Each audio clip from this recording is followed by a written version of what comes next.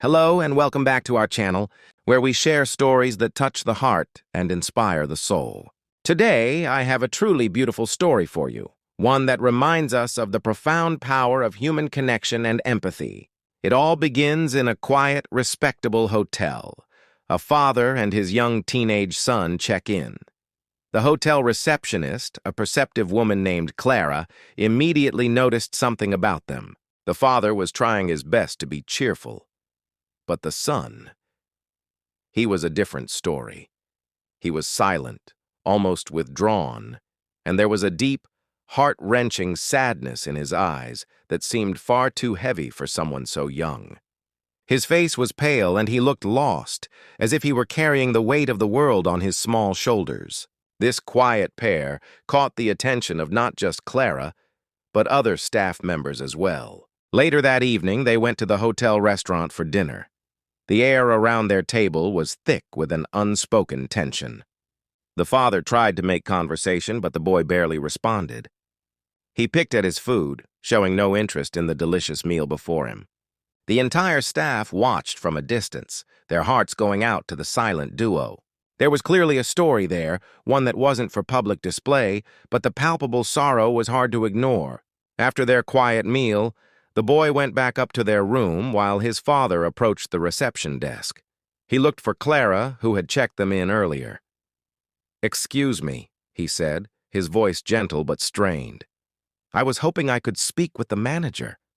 Clara's professional instincts kicked in.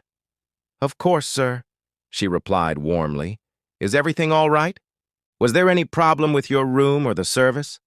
She was genuinely concerned. The man offered a small, tired smile. No, not at all. Everything has been wonderful. I just have a private matter I need to discuss with the manager, if it's possible."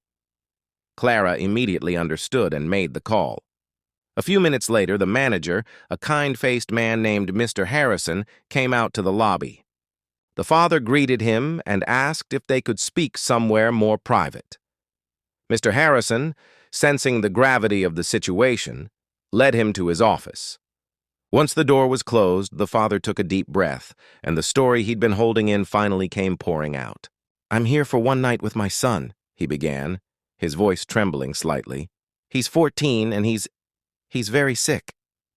Mr. Harrison listened with his full attention, his expression softening with compassion. The father continued, "He's about to start a very aggressive treatment. The doctors told us it will cause all his hair to fall out. We came here for one last little getaway, a moment of peace before everything changes." He paused, gathering his strength. "My son has decided he wants to shave his head tonight, on his own terms. He doesn't want to watch the illness take his hair from him. He wants to be in control." Tears welled up in the father's eyes. "And I'm going to shave my head too, to support him, so he knows he's not alone in this." He looked at the manager, his gaze pleading. "The reason I wanted to talk to you is for tomorrow morning. When we come down for breakfast, we will both be bald. I need to ask that your staff understands, that they treat us normally. Please, no stares, no whispers. It would crush him. He's already been through so much." Mr. Harrison's heart ached for this father and his brave son. He placed a reassuring hand on the man's shoulder. "Sir," he said with unwavering sincerity, "you have my word. I will speak to my team personally. You and your son will be treated with the utmost respect and kindness. You have nothing to worry about. We will ensure your breakfast is a comfortable and peaceful experience." The father let out a shaky breath of relief. "Thank you," he whispered, the gratitude in his voice immense. "Thank you so much." The manager did more than just keep his promise. He gathered his morning staff, the restaurant hosts, the waiters, the kitchen crew, and he didn't just relay the father's request. He shared the story, the raw, emotional heart of it. He spoke of the boy's bravery and the father's incredible love. The staff listened, deeply moved. An idea began to form, a silent agreement passing between them, a shared spark of humanity. The next morning, the father and son walked towards the restaurant.